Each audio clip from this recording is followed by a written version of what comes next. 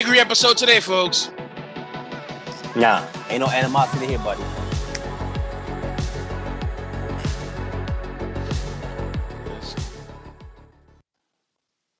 All right.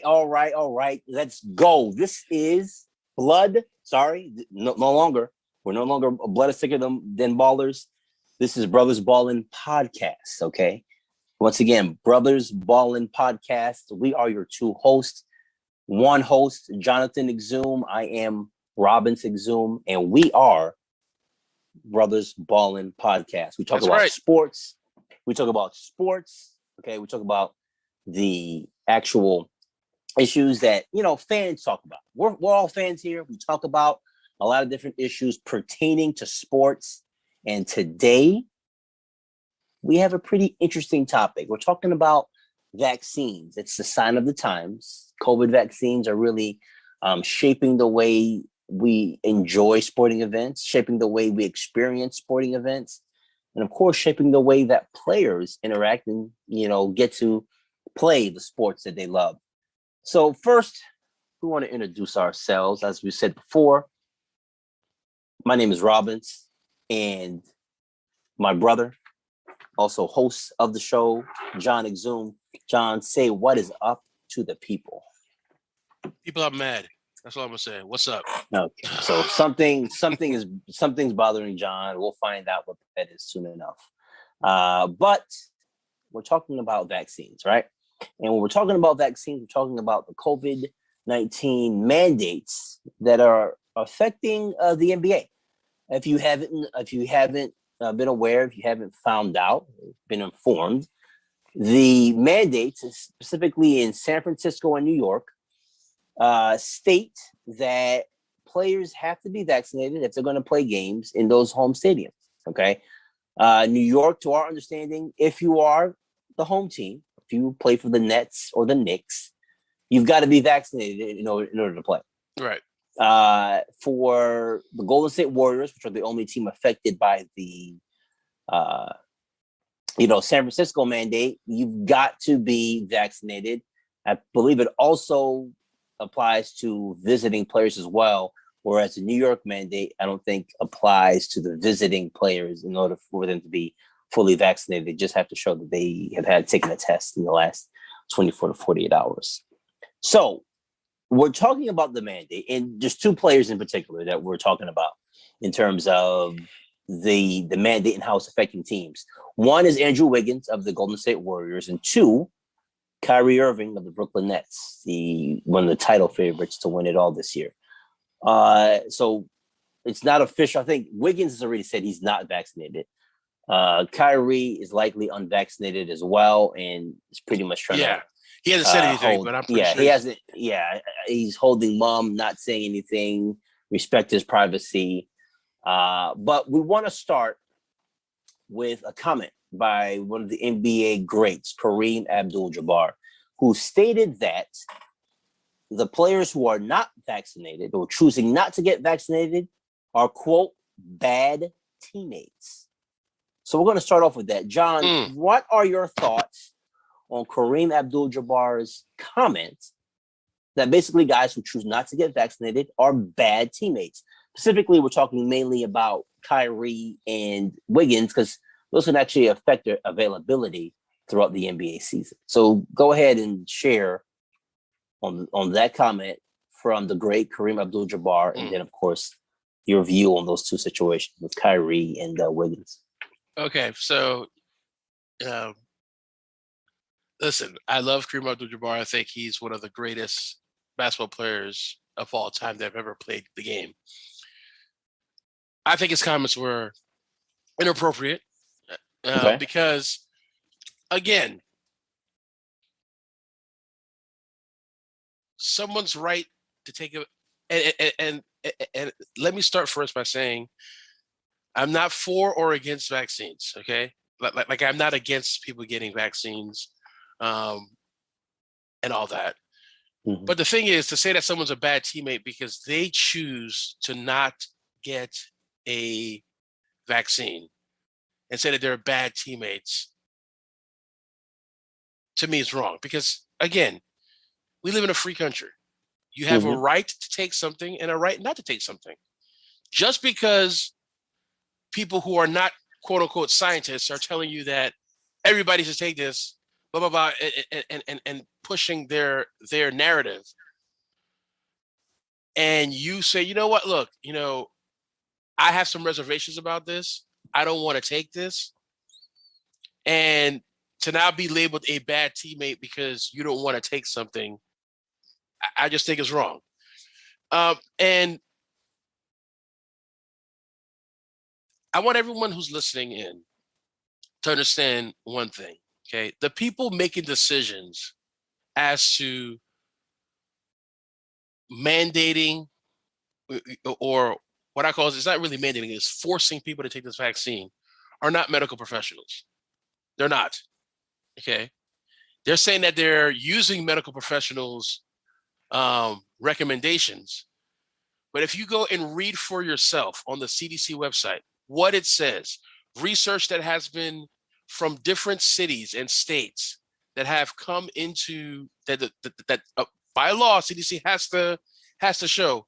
If you go and read the information yourself, you'll find that it's actually contradicting what they're trying to mandate. Now, granted, it's a free country. You want to set a mandate for something, that's fine. That's your free will. But to say that someone is a bad teammate because they don't want to take a vaccine, I just think is wrong. And here's the thing, people will say in time, people will say things that are not, cool. And I'm not gonna say, oh, all of a sudden now let's cancel Kareem Abdul-Jabbar. No, I am someone that is highly against cancel culture, and I feel like just because he said this and I don't agree, I have agreed with Kareem on many things before in the past and things he said and words of advice that he's given, and I've agreed with him on many times. But for this particular statement, I do not agree with him. Now, we talked about Wiggins and Kyrie. Kyrie Irving is one of the top three, I would say probably top two ball handlers in the history of the game. I don't care who, listen, I don't care Pistol Pete, I don't care Jason Wood, I don't care Rock, bring them all. I think Kyrie's handles are top two in the history of the game. Okay. In my opinion, he is a phenomenal basketball player. My only issue with Kyrie is, and this is my only gripe with him, is everything is about him and not about all. Now, in terms of his stance on if he's not, to me, if you are just, I'm not vaccinated. We all know, we have an inkling that he's not vaccinated, but for him not to, when he was asked the question and for him to do the, it's my private decision, blah, blah, blah. I'm like, you play in a professional sport where they need to know if you are or you're not. Just say whether you are or you're not. Like, to me, Wiggins, I'm cool with what Wiggins did. He basically said, no, I'm not. And he's willing to forego, to me, he's going to lose upwards of almost $9 million. Because that's 41 home games. So I think his salary is about 18 this year. So he's going to lose about $9 million and not play and basically what they say, he has the potential to lose $9 million, which we got to read more into the San Francisco mandate, because when someone says potential of losing, that means that the team can still play him. Now, could that affect wins and losses? Yeah, it can. And the team sees fit, if they need to trade him somewhere where the mandate is not that high. Because really, the only two places that have this very strict mandate is the city of San Francisco in California, not all of California, the city of San Francisco and the state of New York. So you can tell from my stance right now that I personally am against mandating the vaccine. I think if someone wants to take it, you should have the free will to take it. But to to me, I'm like, are you testing everybody, regardless if they're vaccinated or not, before every game to make sure? Because someone who is vaccinated, players are still going to get tested. You got to understand the mandate is in place not just for players but also for fans, which are, of course, there are a lot more fans than players in the arena. Right. So it wouldn't make sense if you mandate fans being vaccinated and then the players being able to spread because they're not vaccinated. The players are on the court. The players are 6 feet away from the fans. No, they're not, because if a loose ball goes out, they're right. in somebody's lap. Right, but the thing is that if they're getting tested before the game, okay. And this is my argument: if everybody is getting tested, you would determine before the game even played if the guy has COVID or not. Yeah, but they're 24-hour tests, and let's say, like in the situation with Kevin Durant last year, the test was inconclusive. He played, and then he had to get pulled off of the court because they did not really know or have any idea about the actual test. If a test came back inconclusive, you should have pulled him out the game anyway. If you don't have a not positive, if you have a anomaly, the player shouldn't play. Period. Okay, so he's not going to play because we're not sure. So you're cool with taking him off the court because you're not sure, but to help, because here's my stance. Here's the thing. Okay. Rob, let me say one thing. If Andrew Wiggins tests before a game and it comes back that he's COVID negative, why should it be stopped from playing? What happens if Steph Curry, who is because tested, there's a vaccine mandate, right? But what happens if Steph Curry, who is tested, goes and in practice? So let's say it's practice, and they get tested after practice, and Steph Curry tests positive, right? Okay. Yep. Now they do contact tracing, and they're like, all the guards played together, and they find out that now Andrew Wiggins, who was not vaccinated, is also positive. But it originated from Steph. Or they found out he had it first. Right. Okay. And it originated from Steph. So both players are going to sit out for whatever period of time, right? Sure. Yep. What's the actual difference? What do you mean? I don't understand the question. So the question is, if Steph Curry, who could still get the virus, is the originator, and now contaminates Wiggins, per the rules, if Wiggins is contaminated, he loses his salary. Or no. So that's right. But here's this. This is a mandate. We'll go back, rewind a little bit about the comment. Are they bad teammates? I think you are a bad teammate. Okay. You're a bad teammate. You're a bad teammate for the simple fact that there's a mandate in the city that you play that requires you to be vaccinated. Okay. It requires you to be vaccinated in order for you to be able to play with your team. I'm assuming that's why you joined or, get with the NBA, to play with your team.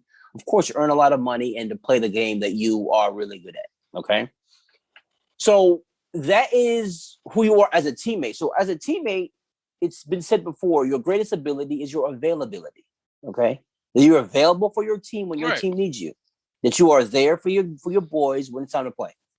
And by doing this, it's a move that the only person that benefits in any kind of way in these situations are Andrew Wiggins and Kyrie Irving. They get to sit on their stance that you can't tell me what to do, even though my teammates have decided to get the vaccine. You can't tell me what to do, even though all coaches and staff are mandated to be vaccinated. They're all mandated. So now what's happening is that you have coaches and staff who are mandated to be vaccinated. Players in certain cities who have been mandated probably didn't like the fact they had to get the vaccine, but did it because they wanted wanted to be good teammates. And now you have two players who state that regardless of the fact that these mandates have been put in place, My teammates, the coaches and staff have acquiesced and done it, whether they really wanted to or not. My teammates have done it, whether they wanted to or not. I'm not going to do it because I'm above my team. My desires and my want to, I guess, stand out on this issue and stand firm on whatever beliefs you are standing on are above the needs of my team. And to me, that's a bad teammate. You are putting yourself above your team because everybody else, whether they wanted to or not, has decided that for the good of my team, I'm going to go ahead and take this vaccine. For the good of my team, I'm going to go ahead and do this. All right. Now they're saying, oh, I don't know if I have any adverse reactions. If you have a history of adverse reactions to the vaccine, to vaccinations, you can get an exemption. There are no valid reasons for either of them not to get vaccinated.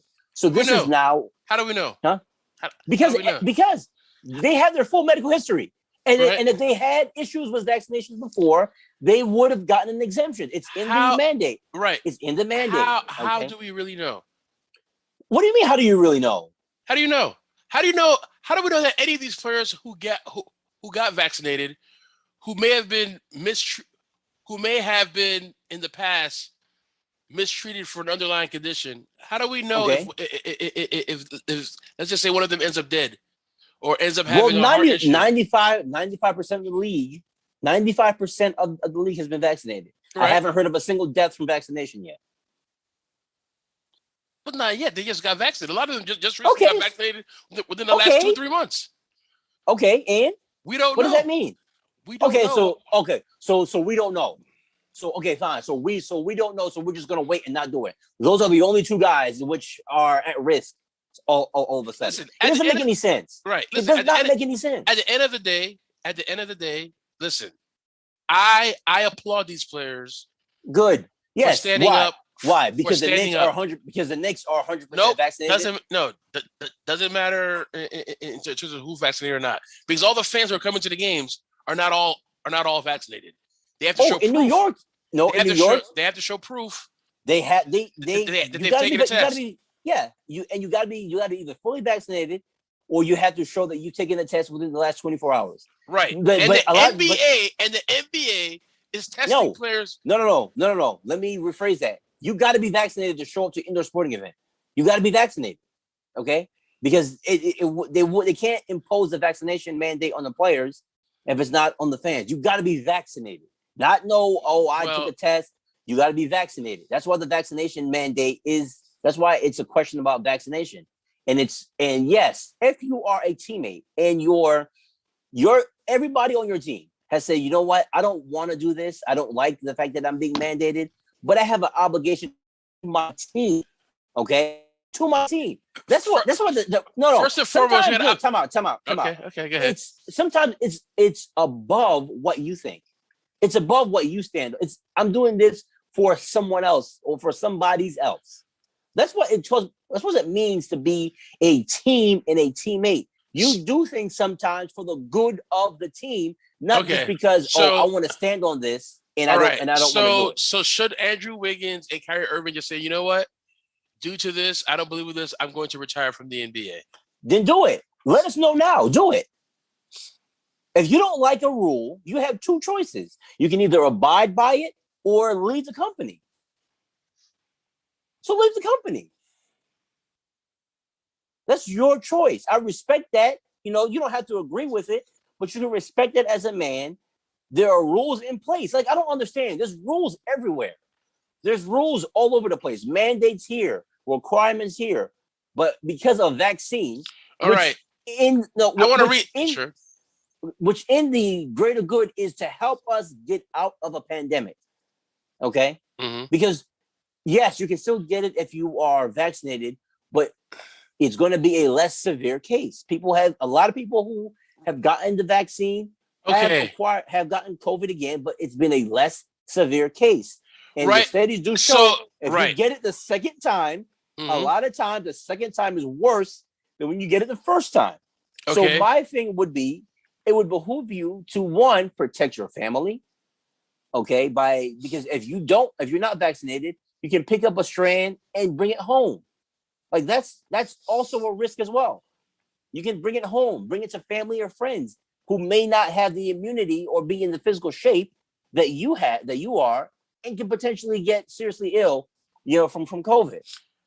Okay. So I don't necessarily get the reasoning, the rationale why my teammates have done it, the staff and the coaches have done it, but I don't want to be. Yes, I can understand you don't want to be told what to do, but the fact of the matter is this: it's not like you're doing it because somebody's holding a gun to your head. You're doing it because you are playing in a league that is taking the mandates of the city or the state that you're playing in and applying that to the team. They're not putting the athletes above anybody else. The NBA does not require that players get vaccinated against COVID-19, but has mandated the vaccine for referees, coach, and other team personnel who work with the players. Yep. I'm reading this. Yes, but here's the thing. The requirement would not apply to visiting teams playing in New York City and San Francisco. So basically, a player who's not vaccinated, who's visiting, can play. Yes. That to me, that to me, because that's how they had to do it. In order for them to make the first rule, actually true, because if that was the case, then the league would require all players to be vaccinated. Because every player in the league is going to play in New York and San Francisco, because every team will play in those stadiums. So in order for that to be the case, it would be easier if everybody were vaccinated. But the fact that the players want to deem, because I just don't want to do it. Okay, that's your rule, but the consequences are what they are. And if I'm a teammate of a player that is refusing to be vaccinated and he's not available to help my team on a night in, night out basis, I'm going to look at you funny. And I don't think you can blame any player for looking at a guy funny because he simply does not want to get a vaccine. Okay. To play the game, with the teammate. You have that right. But again, to me, this is my issue with San Francisco and New York. Okay.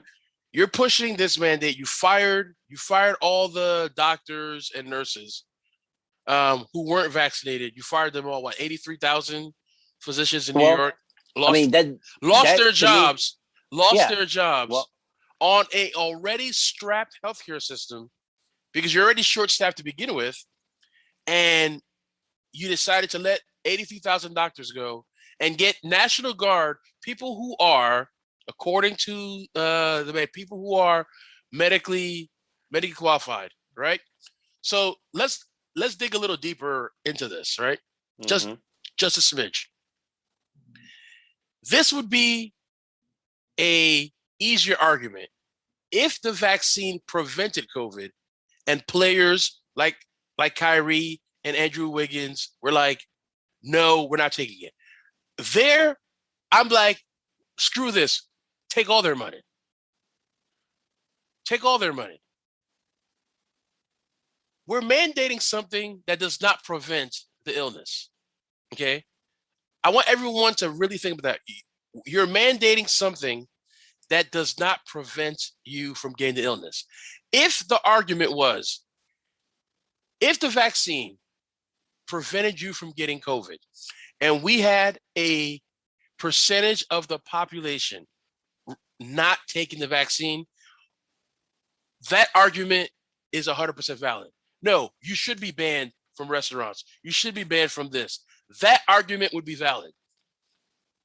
But the vaccine does not prevent you from getting COVID. So if you are vaccinated and I'm not vaccinated, that's my choice. That's my right. Okay. That's your choice. Exactly. That's your right. But the thing is, think about this. We're mandating something that is not sure. How is it not sure? It's not sure. God, it's not on, sure. Man. Like, people who have been vaccinated have also died. So what's the difference between someone? So Rob, again, the argument is, what's the difference?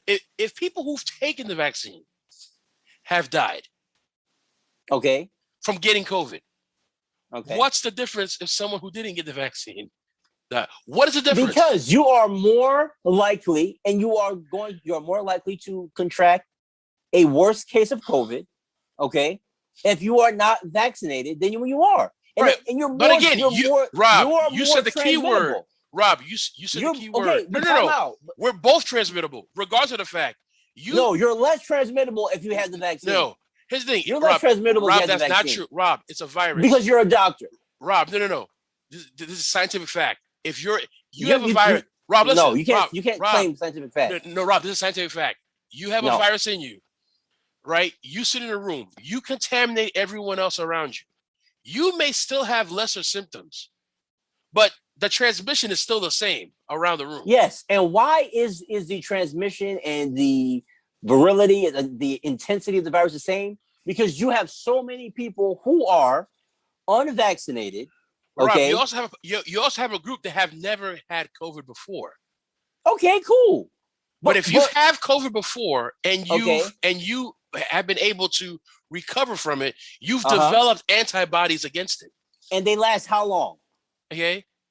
Rob, the vaccine you're taking, the antibodies only last, according to now the CDC, because now they want you to get booster shots every single year. The antibodies last just as long as you think about it. The vaccine that you're getting is not even the most current strain because it keeps on mutating. Because we have so many people who are unvaccinated passing it. It adapts to your system. That is not true. That is not true. Okay, Dr. John. That is not true. Okay, Dr. John. Go to the CDC's website and look at where the new wave of COVID is coming from people who are vaccinated.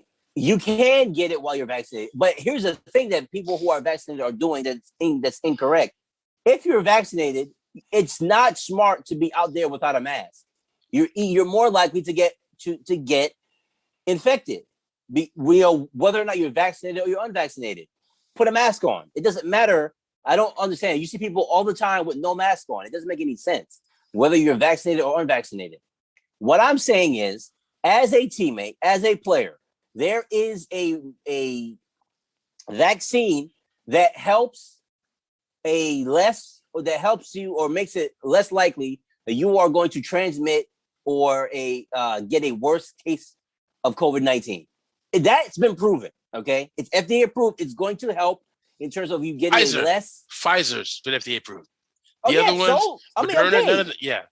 okay. So that's been FDA approved. So if that is the case, and you know that you just one, who cares? Then take that one. Like, why would I take the other one if none of the other ones have been FDA approved? I'm gonna take the one that's been FDA approved. It doesn't make sense to me that if it's so innocuous and doesn't affect you at all, then just take it and be done with it. If it's not going to change anything, then just take it and be done with it. If it's so ineffective and it's such a crappy vaccine, then just take the thing and be done with it. But no, we don't want to do it. We have this I don't know what Andrew Wiggins' religious beliefs are, and I don't want to surmise, but I don't know, he tried to use a religious exemption. It was denied, of course. It's really very, very weird behavior. And I think in this case, it's selfish behavior. Okay. It's selfish behavior. Fine. Because I don't know. The only rationale you have is that I don't want anybody telling me what to do. And then we want to all be scientists and say, oh, it doesn't allow or it doesn't do anything in terms of keeping you from getting COVID. It doesn't do anything in terms of making it less likely that you're going to transmit a worse case of COVID. We just don't want to be told what to do. Hello, this is America. Nobody wants to be told what to do. But we do live in a society that requires that we do certain things, and we do them on a daily basis. You have to drive on the right side of the road. You have to stop if it's a red light. You have to show ID when you enter certain establishments. We do that all the time. But now it's like this mandate, I don't like it. I mean, come on. You've got to make sure as a teammate, your best ability is your availability. And I don't think it's right that you allow your teammates to go ahead and do it. You allow staff and coaches to do it. But then you want to make the stand and make it about you and say, I don't want to do it. Go ahead. You got to stand for something or stand for nothing. And this is what you stand on. Yeah, a vaccine. Hey, it doesn't make any sense to me.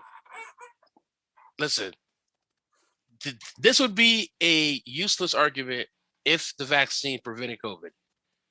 If it prevented COVID and there was a group of the population that did not want to take the vaccine, all this mandating would make sense. To me, New York failed, San Francisco failed. And so why would you think why would you think they would do a mandate? Because they're talking to health professionals as well. Listen, I'm pretty sure. Why do you just give me just answer that question. Why do you think they would put a mandate? This has nothing to do with health. This has to do with politics. This has nothing to do with health. So it's all political. Right. This is all political. This is all political. This has nothing to do with actual health. Because if they're reading the same website that I'm reading here, it's the CDC's quote unquote website of where they get their evidence, their mandates don't match what's being said here. And if they're also constantly looking at all the updates and new research that's been coming in from all these places who are feeding the research of this is what we've looked at in the last 3 months, and based on this, if they're truly looking at that,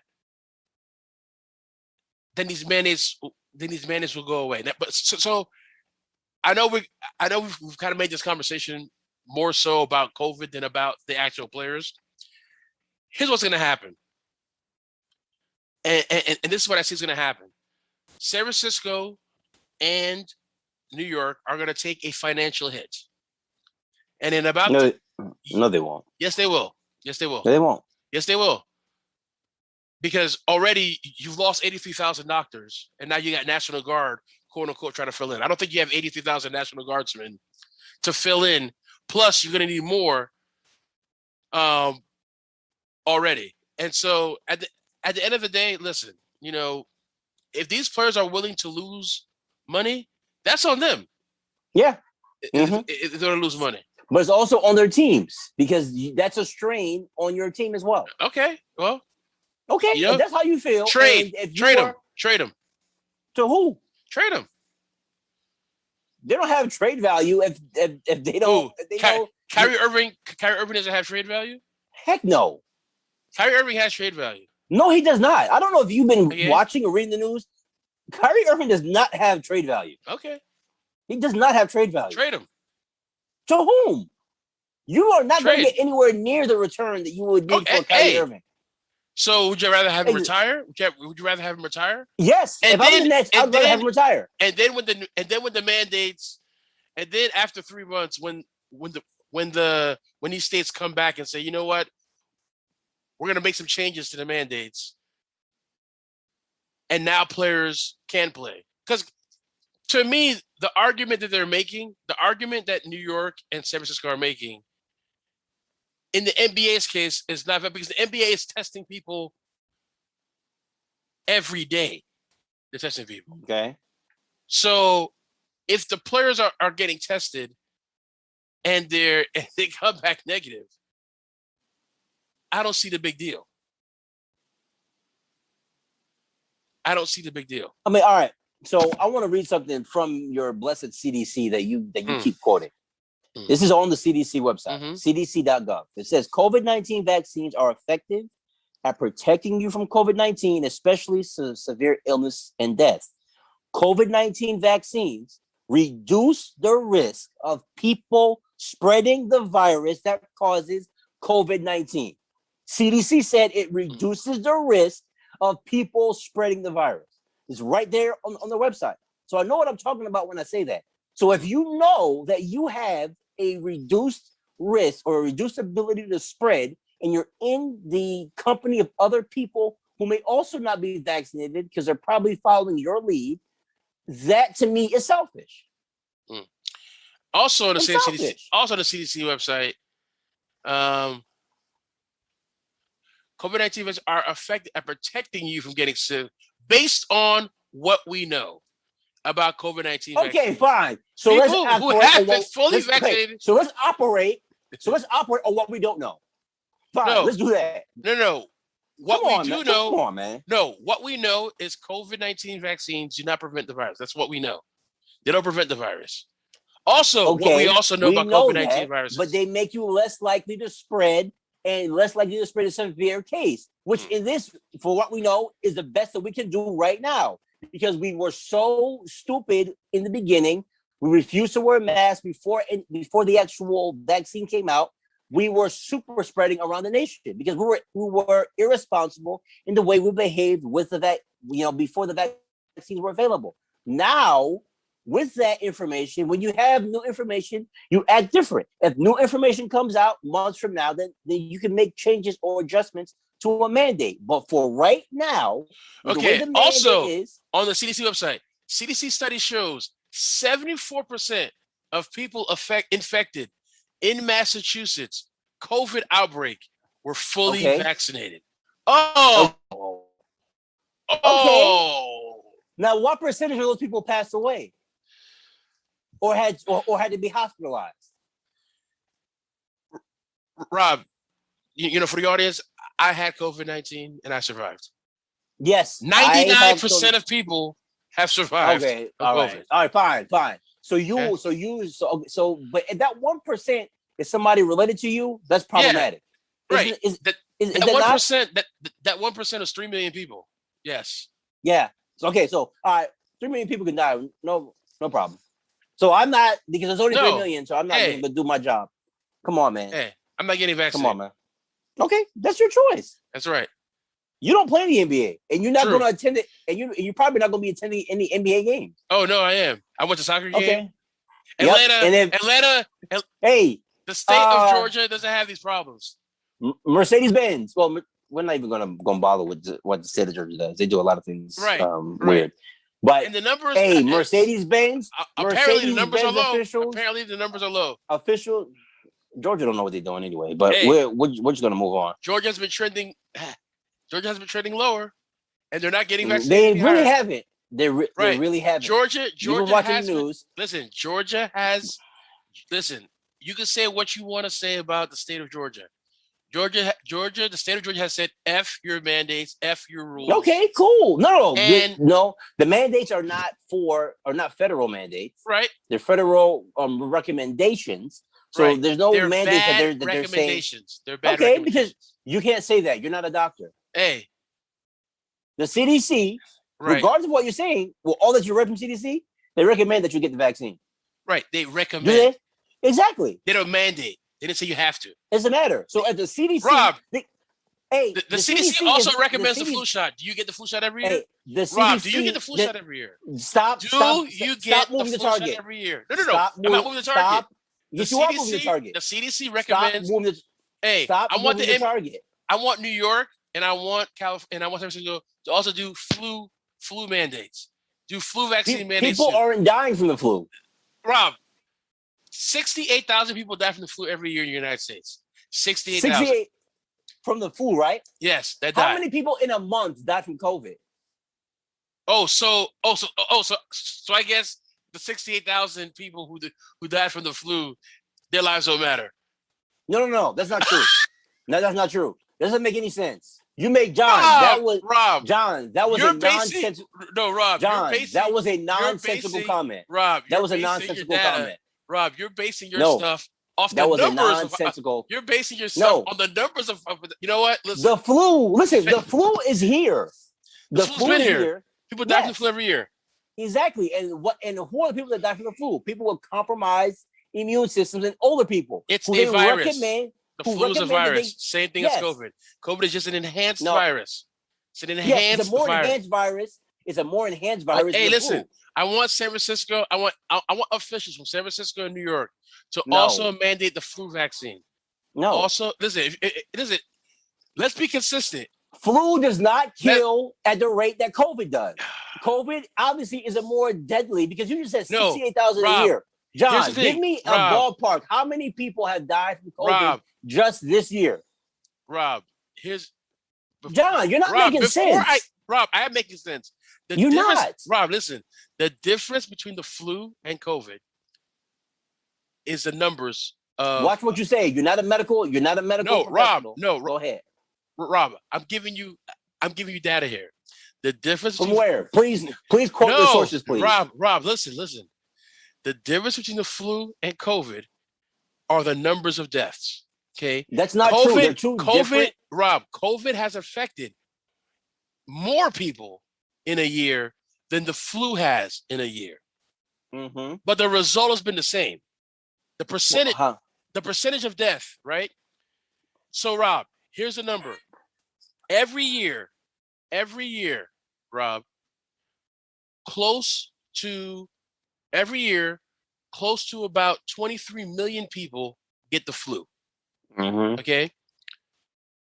Of that number, about 68,000 die. Okay. But COVID, you also know that people, Rob, have died. Proportion people to die of the common cold too. People die of the common cold. We're not talking. Listen, we're not even worried about the common cold right now. We're talking about the flu. Okay. Per year, a percentage of the population. There's 330 million people that live in this country. Mm-hmm. A percentage of the population gets the flu, mm-hmm. and the number is about 1%. Okay, about 1% mm-hmm. of the population, little less than 1% die. Okay, mm-hmm. COVID happened, and 100 million people, 130 million people were affected. Mm-hmm. 700,000 people died. Okay. Mm-hmm. Which is still proportion. The key thing that these politicians are doing is they're having you avoid the actual number. Let's look at who got infected. Look at the number of who got infected. COVID spread further than what the flu did. Because it's a more transmittable disease, obviously. Correct. Okay. And so wouldn't I want to stop? And the same percentage, Rob, and the same percentage of people died. Still to proportion of who got it, still about 1%. 1.2% of people died. So tell me, if I have two cars full of explosives mm-hmm. that are driving down the highway, one's going 80 miles an hour, the other one's going 40 miles an hour, wouldn't I want to stop the 80 mile an hour one first? Because it's going to affect more people and cause more damage? I would want to stop both of them. What I want to stop one. What? But which one would I focus on? If you're right now and they're both on there, which one am I focusing on? You're gonna stop the one. Go ahead. The one that's going 80 miles an hour is covering more. It's covering more miles per hour than the one that's going 40. Thank you for that. I see what you're trying to do, trying to avoid the point. No. I'm not avoiding the point. No. I'm not avoiding the point. No. I asked you a simple question. Right. I asked you if you have an 80 mile an hour car and a 40 mile an hour car with the explosives, which one are you more focused on stopping? And they're headed at the same point. Which one are you more focused on stopping? The one that's at 80. And why is that? Because it's covering more miles per hour. It's because it's a bigger risk, is it not? Right. It's a bigger risk in this moment.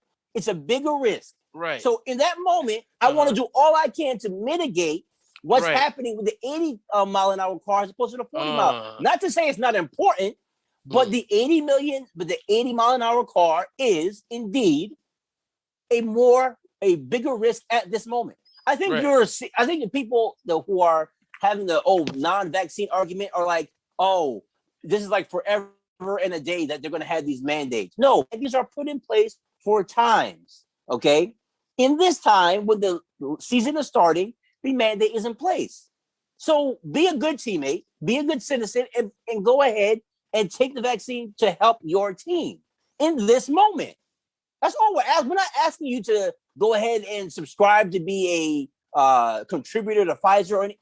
In this moment, your team needs you to be a good teammate and to take this vaccine. Take one for the team. Ain't that like one of the big sayings? Take one for the team. Take one for the team. Take one for the team. That pertains to my health. Okay, take one for the team. Okay, so all right. So now we're talking about you're gonna die from the vaccine. Man, is that it? I'm not saying that you are. Your medical life should be your decision. Should be your decision. Should be your decision. It should be your decision. But did you not get a vaccine when you were when you were young? Did you have the decision? Huh? I was a baby, but my parents did. But when I had my daughter, what? Did you not make the decision for her? Nope. Oh, so she decided to get the vaccine. No. The only vaccine she got was TB and Why did you get that? Why did you get that? Because tuberculosis has been that vaccine has been 50 years, 50 plus years out. So it has to be 50 years. No, Rob, again, I'm not against man. vaccines. I'm not against You sound like it. I'm against this vaccine. That's all. You're against this vaccine. I'm against this vaccine, but I'm not against vaccines. Because in the first year of the vaccine, it's not as effective as a 50-year-old vaccine. Obviously, Right. it's not. It's the first year. It's not going to be as effective. So it's not because the virus is still raging and still mutating. So I'm not going to be a guinea pig for something that's still not for something that's still mutating. But you don't get the food. The 1 year I got the flu, guess what happened to me that year? I got the flu. Yeah. Yes. Yeah. And then I said never again. Mm-hmm. Well, and you know why I got it? I was mandated by the job I worked in that all employees who were traveling. Why didn't you take your stand like Kyrie and Andrew Wiggins? Why not? Because I wanted to fly, and so I took the vaccine. Because you realized that at the end of the day, it's not all about you. That's what you did. You realized at the end of the day, it's not all about you. Hey, right? So I was traveling for that company. company, talking about. and I took it, and then I got sick for a week and a half, and they didn't have my services for a week and a half because I was sick. And then I told them when I came back, if you mandate this again next year, I won't be working here. And they were like, "Well, that's great for you." And guess what happened? They didn't mandate it the following year because you know what? A lot of people ended up getting sick. Well, that's rather unfortunate. And they realized that it was a dumb idea to mandate it.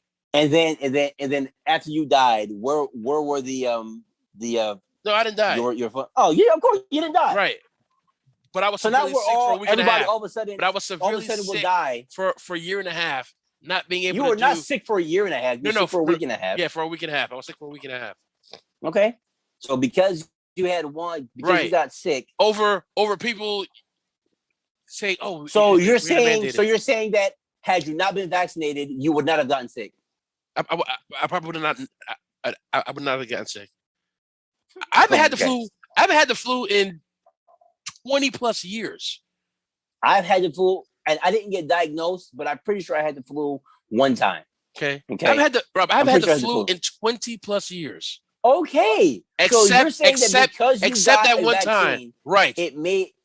You got it instead of keeping you from the flu. It told the flu to come closer to you. Yes. And then you ended up getting. Okay. Well, I mean, you got a bad batch. I'm sorry. Yeah. Oh, yeah. Mm-hmm.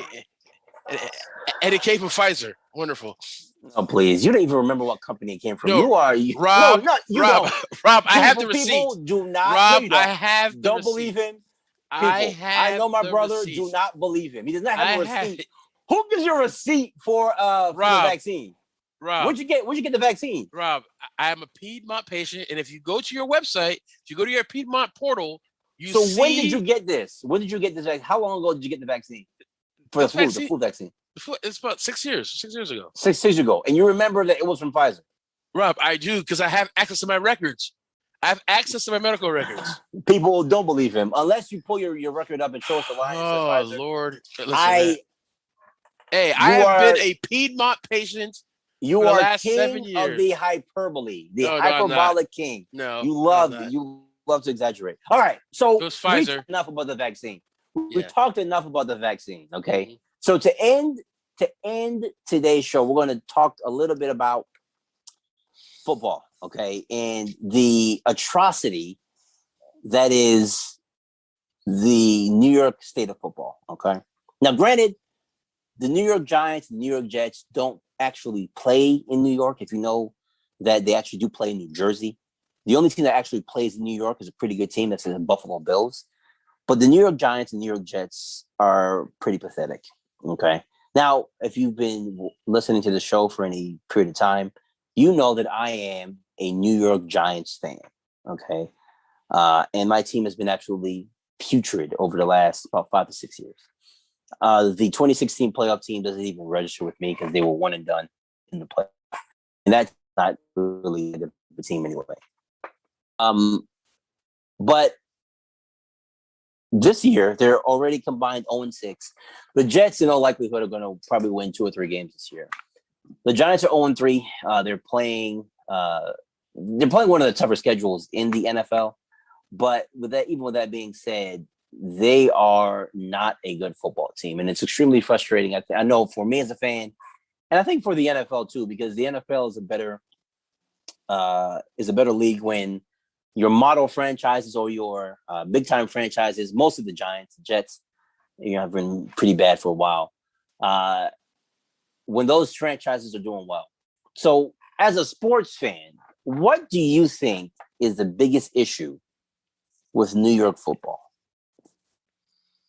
What are your thoughts on why New York football, mainly the Giants and the Jets, have been so bad right now? It's been a strong downslide for the last probably 6 or 7 years. Jets have been worse for a lot longer than that.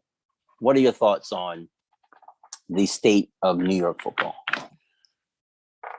My thoughts are this. When it comes to New York football, between the Jets and the Giants, it's a problem with management. I think management has lost their zest for drafting great talent. And let's focus on the Giants real quick for a brief minute. If you go back 15 years, right? Let's go back to 2005. Okay. The Giants won the Super Bowl, what, in 08? Correct? Was it 08? And 08 season and 08. the 07 season and Right. and the 2011 season. Right. 07. All right. So you go back to 05 and you look at their draft picks at who they were drafting. They predicated their team on building the defense first. They went and got the defensive players. They had their quarterback, and they had playmakers around him. As of late, I feel that the Giants and the Jets have been missing. Now, let me flip over to the Jets real quick. I was a big Sam Darnold fan. I've just from what I saw in college, I remember I had spoke to you, Robin, and I said these quarterbacks' success will be determined on where they land, right? And the pieces around them.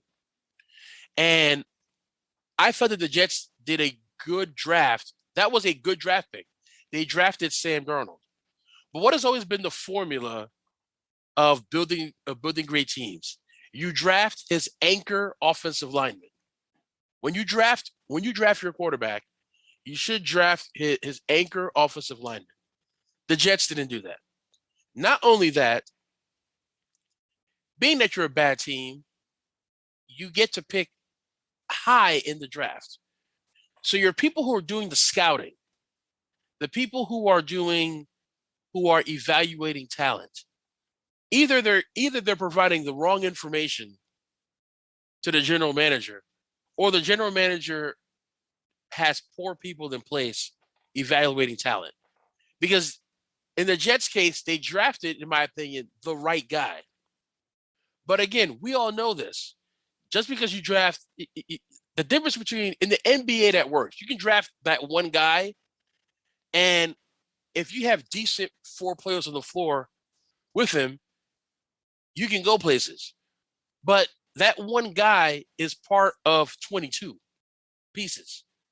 And the thing is, if you just draft that one guy, but make poor decisions everywhere else, that one guy looks pretty bad.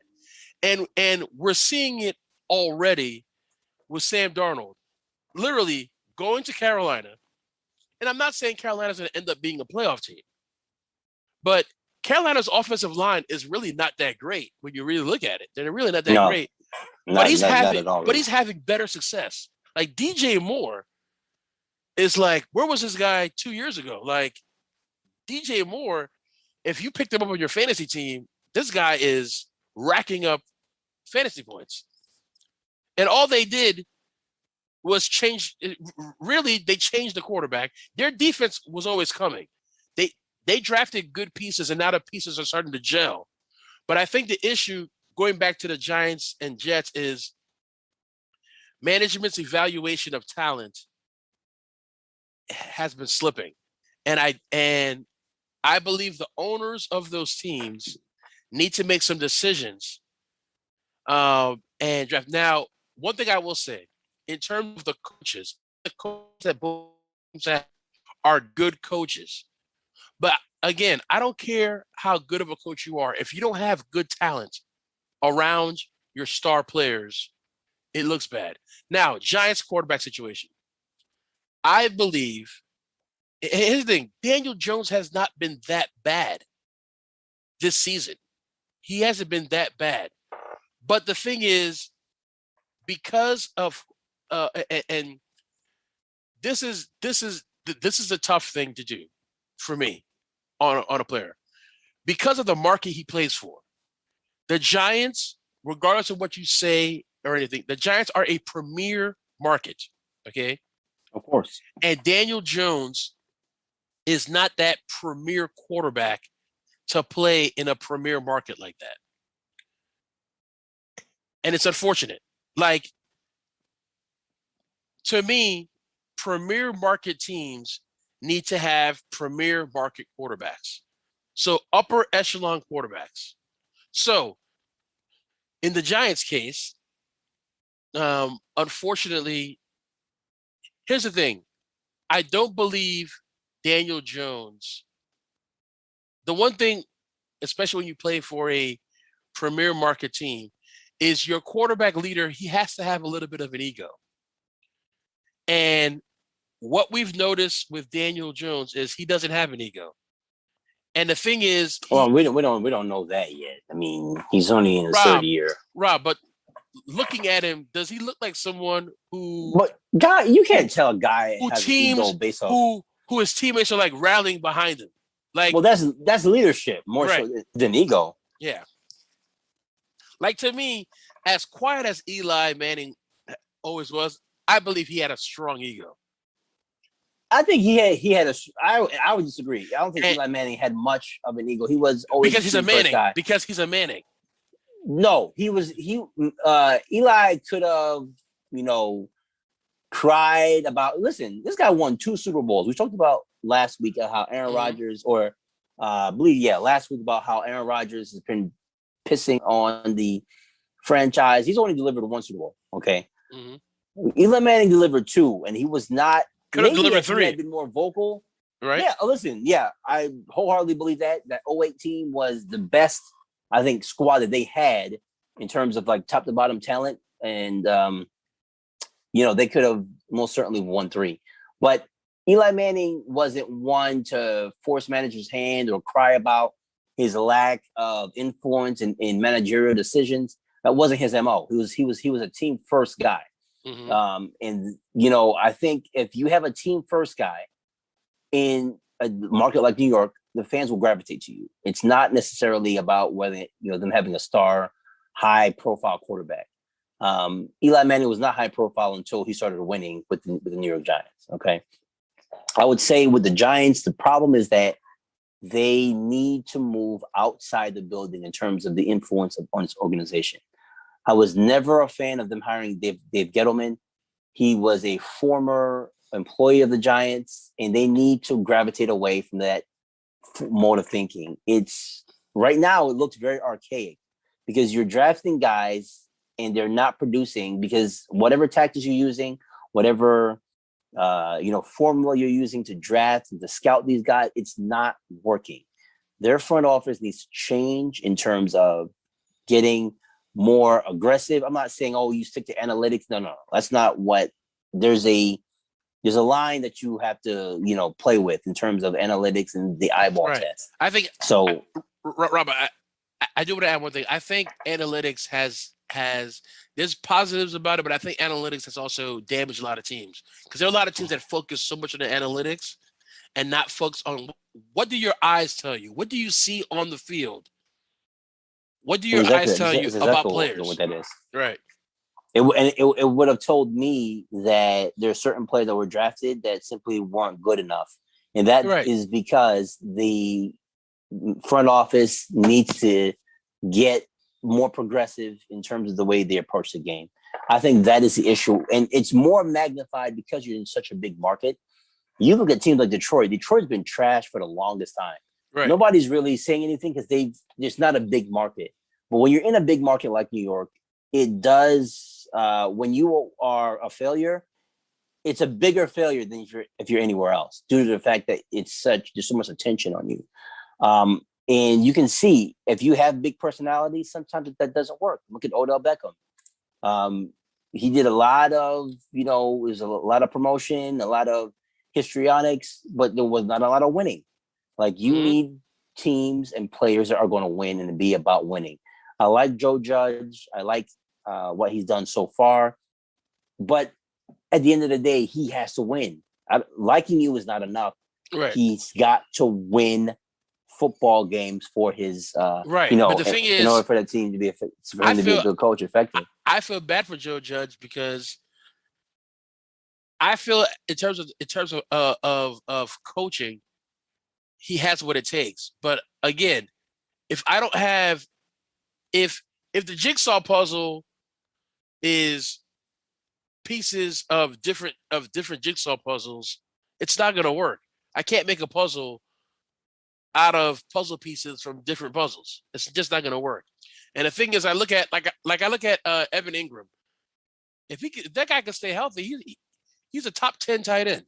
If he can stay healthy, and if he can hold on to the football, yeah, right. And the thing is, like, the guy they drafted from Florida, the wide receiver, forgot his name. Kadarius Toney. Yeah, are they even using him? They haven't really. No. Nope. Right. Like, this guy is a playmaker. Like, they should like to me, Saquon Barkley. I love Saquon. I just feel like he's running. Since he's been back, I think he's been running with what I call concern. Like, he doesn't want to get hurt again.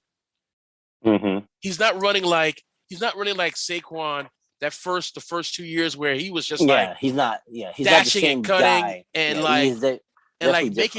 making people miss. Like, he's been like, his running style lately is, I'm running so I don't get hurt again. Yeah, he's not the same. He's not the same guy. I mean, right. I don't know if Daniel Jones is the guy. This is going to be the year they have to make a decision on that. Right. They just need to do a better job of being more progressive in the front office. Rob, and I also think Dave Gettleman needs to, move on somewhere else. So I want to just dig a little deeper into that point that you just said there. Let's just hypothetically say you are the GM of the Giants. What needs are you addressing? What are your top 3 needs? Offensive line, pass rusher, linebacker. That is like, and it's frustrating because it's been an issue. Giants have had offensive line issues for the longest time. When Larry Tunsil was available, they selected Eli Apple. Right. Okay? 8 years. Yep. When Larry Tunsil was available, they selected Eli Apple. Mm-hmm. When Lyle Collins was languishing in the 5th and 6th round, they never selected him. When Trey Smith, who is now starting for the Kansas City Chiefs, was available in the 5th and 6th round, they didn't pull the trigger. If you are an organization, anybody who watches football understands, and even if you watch just the Super Bowl from last year, you understand the value of a good offensive line. Mm-hmm. And the Giants have not addressed that offensive line. Last 10 years, I know that they've drafted guys for the offensive line in the first round, but obviously they're doing a horrible job scouting these guys because a lot of these guys don't pan out or they're not coached up. But if you're able to get like talent in the later rounds, get the talent. It seems like they always have some reclamation project they're trying to, bring up. They overpaid for Nate Solder. I mean, it's been really an absolute like dumpster fire when it comes to how they've approached the offensive line. And it's a lack of scouting on both free agents and rookies, and just a terrible, terrible way to run a team. They've not done a good job in the front office. And that is the main reason why New York football has been trash. The Jets have been a dumpster fire for the longest time. They were decent with Mark Sanchez. They had a small glimmer of hope when Fitzpatrick and Brandon Marshall were playing. They simply could not. They can't get out their own way. This is bad. Right. You're a bad organization. and because they've been bad for a long, long time, and it's frustrating as a fan to deal with it. When you're talking about the Giants, but I think the NFL also would love to see their New York teams play at a higher level. Okay, that's really what we would love to see. I would love to see it, certainly as a fan of the Giants, but it's just really two poorly managed teams over the last 6 or 7 years, especially a lot longer for the Jets. And it's just really frustrating to watch that football every single Sunday and watch them find ways to lose, because either they don't have the talent or they simply don't have the discipline, to really finish games. And for the Giants, I know their reason is their offensive line is in shambles. They've not done a good job putting that together. They were lazy in terms of getting that line improved over this past offseason. They have not done a good job over previous off seasons, and that is why they are in the situation they are. And I strongly believe that General Manager Dave Gettleman needs to be relieved of his duties when the season is over. Like, I don't advocate people losing their jobs, but he needs to go. He's too old school. He simply is not. He hasn't been good. I mean, he hasn't been good. Like that, just to put it frankly, he hasn't been good. The team is either been stalemated or transitioning in a backward trajectory since he's taken over. He has not done a good job of rebuilding this football team. Plain and simple. So what do you do? Oh, you got to get rid of Dave Gettleman. Like I said, that he's got to go. He has to go. And I would say, if I would want someone to replace him, I would recommend, even though the Mara family will have no, they're not going to listen to anything I say, I would recommend Louis Riddick for the general manager job. Oh yeah, I think he'd be great. I think Louis Riddick would be a great addition. He's not part of the Giants family. They got to move on from people in the family. It's just not working. So I think for football, they've got to really move on. They got to really move on from that. All right. Anything else you got to say? Any other things you want to bring up? The only thing I want to bring up is free Justin Fields. Let Justin Fields be Justin Fields. Chicago. Matt Nagy, Okay, yeah. you are crippling the brother's talent. And good Lord, you talk about we talked about the New York football state of mind. The Chicago, which I'm a Chicago Bears fan, we have the same problem. Our offensive line is butt trash. Okay, and we have a running back on our team. If we had Ezekiel, here's the thing: if the Chicago Bears had the offensive line that the Dallas Cowboys have, listen, David Montgomery would lead the NFL in rushing yards every year. That guy is a running back. He is running. He doesn't get enough touches, which I don't understand. As talented of a running back as he is, he doesn't get enough touches in the offense. And with that poor offensive line, for him to be able to get what he can, I could just imagine if he had the Dallas Cowboys offensive line, the things that this man could do. And I think the things that Justin Fields would be able to do, because I truly believe in Justin Fields. I think that he will be the quarterback the Bears have never had. Right now I am questioning Matt Nagy, who came from the school of Andy Reid, who is something. And I just want to say this. Myles Garrett said in his post-game comments that after the first drive that the Bears had, the offense was so predictable, we knew exactly what to run against them after the first drive. Is that because Justin Fields has a full playbook? No. Well, could be that. And the thing is, I believe, And I looked at bits and pieces of the game. Just so here's the thing. We know Justin Fields is an athletic. Justin Fields is his football style is similar to Deshaun Watson. His football style in terms of being able to run and how he throws the ball, right? Why are you trying to limit the playbook? Because he has no experience. But here's the thing. If you try to run the whole playbook, he's not going to be able to wrap that around it. He needs time to learn.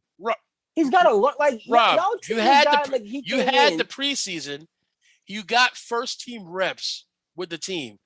Yeah, but he's been learning when players, Rob, when players on the team are saying, players on the Chicago Bears in their post-game review saying, a lot of the plays we ran, we didn't run. Those weren't the same plays we were running during the week. That says a lot. And when your opponent is saying your offense was very predictable, we knew what sets to get in. That shouldn't be the case. Your opposing team shouldn't be like, oh, we know, we have an idea of where the ball's going. Let's adjust. Well, that's because Justin Fields is known for locking in on his receivers. Listen, he had no offensive line. But you can't. Right. That's not going to change. He's not going to have one. But here's the thing: because you don't have an offensive line, you should be using the man's legs more. You should be running plays that require the guy to run out the pocket and make a play. Okay. Right. I mean, I hear that. Not this pedestrian. Let's stay in the pocket and get teed off on. Yeah, Come on. The team had 8 sacks, Rob. 8 sacks. No, 9 sacks. 9 sacks. Matter of fact, Justin Fields just got sacked again. Okay, 9 sacks. Listen, say what you want about Chicago. I don't think Matt Nagy should lose his job. He's trying. I think he's trying to protect Justin Fields. No. You guys will realize in short order that he was probably trying to do what's best for Justin. Free Justin. Okay, cool. That's what I'm saying. Free him. Free him to get his head knocked off. Hey, listen, if he gets knocked out, okay. The fans will live with that. Let him. And then you'll be shopping for a new quarterback. Nope. Let him play. Okay. Let him loose. All right. He's a mobile quarterback. Put in mobile sets in the playbook for him. All right. Why not just run Lamar Jackson offense? Rob, play to the man's strengths. Okay. He's a mobile quarterback. Play with mobile sets. Stop playing these pocket sets, and he gets teed off on. Okay. All right. You know your offensive line sucks. Mm-hmm. Play mobile sets. That's all. That's all I'm going to say. All right, guys. So pissed off, man. Should the Bears run more mobile sets? What the heck is going on with New York football and our vaccine mandates? Our vaccine mandates, or basically our Kyrie and Andrew Wiggins being bad teammates for not getting vaccinated. Tell us what you think. Okay, tell us what you think. Tell us your thoughts and share with us. There's a lot of ways to get in contact with us. You can get with us via email, bloodbrothersballin@gmail.com. That is bloodbrothersballin@gmail.com. Instagram at Brothers Ballin Podcast. Again, Instagram, that's Brothers Ballin. That's Ballin without the G. Brothers Ballin Podcast. Really, you can hit us up even on Facebook. Facebook group is Brothers Ballin Sports. Hit us up. Hit us up on Facebook. You know, we are conversing throughout the week on many topics. A lot of the topics we bring up on Saturday are topics we've talked about during the week. And also, you have merchandise. We have merchandise. I'll say it correctly, blackandwhite.com. Black and white, it's BLKN. There's no A or C. There's BLKNWHTE.com. We have merchandise on the website. So once again, thank you for being a brother. We definitely love hearing feedback. We love hearing your thoughts on the topics and also on our show. Until next time, where we will be having our NBA preview next week. NBA preview time next week. The season's coming back. So NBA preview time. That's an exciting time. See you guys next time. Peace. Yeah. We done. NBA preview next week. Be out.